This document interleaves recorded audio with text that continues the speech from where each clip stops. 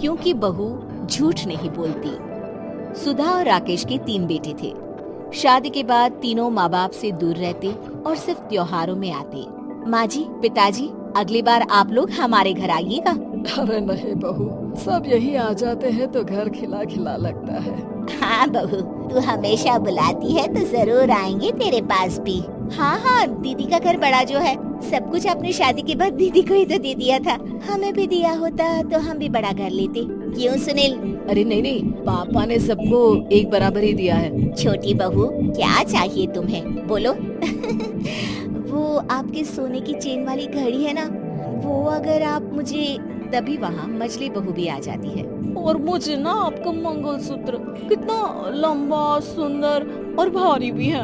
अरे हाँ, तुम दोनों को ही दूंगी बहू, चिंता न करो। चलो अब खाना लगाओ, खाना खाया जाए।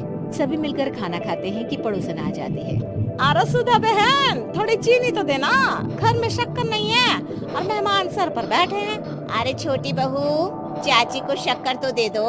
अरे मछली दीदी, आप दे दीजिए ना, मैं यहाँ कम आती हूँ तो मुझे पता ही नहीं है कि सासू माँ सारी चीजें कहाँ रखती है। और तुम, मैं कौन सा यहाँ रोज शक्कर फाँकने के लिए आती हूँ, मुझे भी नहीं है पता।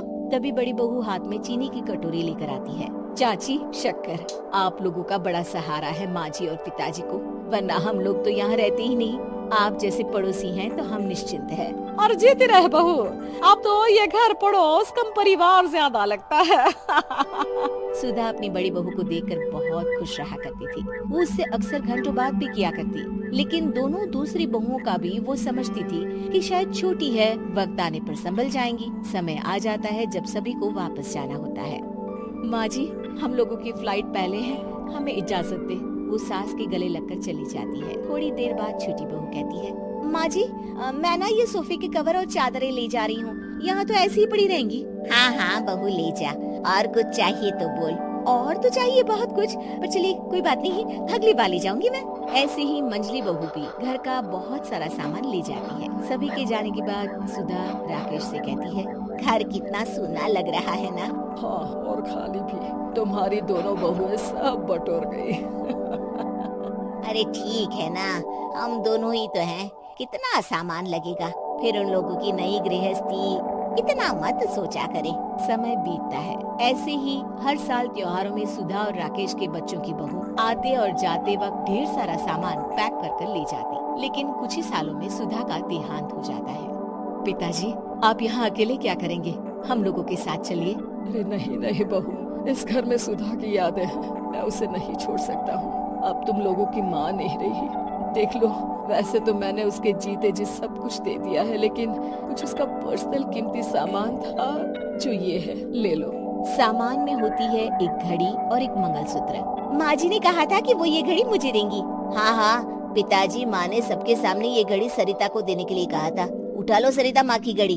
अब क्या था, छोटी बहू फट से घड़ी उठा लेती है। और पिताजी, ये मंगलसूत्र तो माँ ने मुझे ही देने को कहा था, याद है ना? वो सभी की ओर इशारा करती है। तू भी ले ले ये हार बेटा, कोई बात नहीं। मंजली फटाक से हार उठा लेती है। ससुर बड़ी बहू की तरफ देखते हैं। तुझे क्या दूं बेटा? पिताजी, माँ ने एक चीज मेरे लिए भी रखी है। सभी के कान खड़े हो जाते हैं कि आखिर सास ने क्या रखा होगा बड़ी के लिए। अरे माँ जी तो दीदी से प्यार भी ज्यादा ही करती थी, हमेशा उनसे बात किया करती। जरूर कोई बड़ी और अपनी प्रिय चीज दी होगी दीदी को। और देख लेते हैं ना, वरना तो हम भी बराबर का बंटवारा करेंगे। हाँ, कर लेना बंटवारा। लेकिन बड़ी बहू, बताओ तो, सुधा ने क्या रखा है तुम्हारे लिए? अभी तो हम लोग यही हैं पापा जी, जब जाने लगेंगे तो बता दूंगी। बड़ी बहू के मुंह से ये बात सुनकर बाकी दो बहुएं सोचने लगती हैं कि आखिर क्या है जो दीदी को सासू माँ देकर गई है। दीदी, ऐसा तो नहीं ना कि पूरे घर का आधा हिस्सा माँ बड़ी भाभी को देकर गई हो? तभी वहाँ ससुर आ जाते हैं। नहीं, ऐसा कुछ नहीं है। मकान तो तुम तीनों का बराबर से है। देखो, बड़ी बहू से तुम्हारी सास ज्यादा जुड़ी थी, न जाने क्यों घंटों बात किया करती थी। पता नहीं क्या देकर गई है उसे। और ससुर जी, आपको क्या पता, चालाकी से पूरे घर के पेपर में साइन करवा लिए हो, या फिर कोई छुपा गहना। आखिर मकान पूरा तो आपने सासू माँ के नाम ही कर रखा था ना। अब घर में ये सस्पेंस बन जाता है कि आखिर बड़ी बहू क्या लेकर जाएगी। फिर वो दिन भी आ जाता है जब बड़ी बहू के जाने का समय हो जाता है। बेटा, परसों तुम चली जाओगी, बताया नहीं, माँ ने तुम्हें क्या दिया? घड़ी और हार जो बेशकीमती था और तुम्हारी सास को सबसे ज्यादा प्रिय था, उसका तो बंटवारा भी हो चुका है। अब तुम्हारी बारी। हाँ पिताजी, आज मैं ये बात बताने ही वाली थी। माँ ने मुझे उससे भी बेशकीमती चीज दी है और वो है आप। आपसे अधिक प्रिय उन्हें कुछ नहीं था। माँ चाहती थी कि आप मेरे साथ रहें। चलिए पिताजी। बेटा, मेरे पास तो कोई पेंशन भी नहीं है और ना ही कोई प्रॉपर्टी। लेकिन आपके पास संस्कार है पिताजी, जो मेरे बच्चे आपसे लेंगे, तो आपको ले जाने पर स्वार्थ ही है मेरा। चलिए ना पापा। सभी के सामने पिताजी बड़ी बहू और बेटे के साथ उनके घर चले जाते हैं।